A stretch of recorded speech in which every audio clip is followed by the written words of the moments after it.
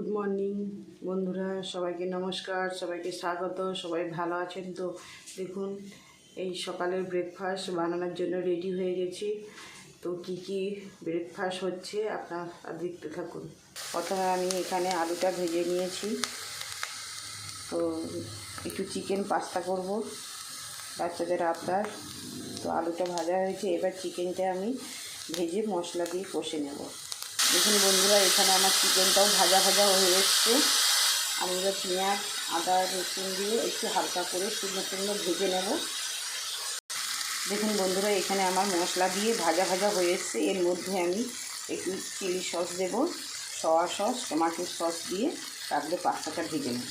বন্ধুরা, এখানে আমি সব রকম সস দিয়ে দিই।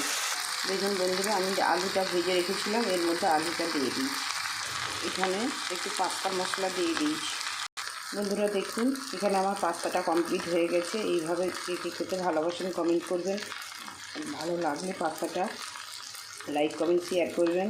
ইউটিউব থেকে যারা দেখছেন সাবস্ক্রাইব করবেন। বন্ধুরা টাটা, ভালো থাকুন, সুস্থ থাকুন।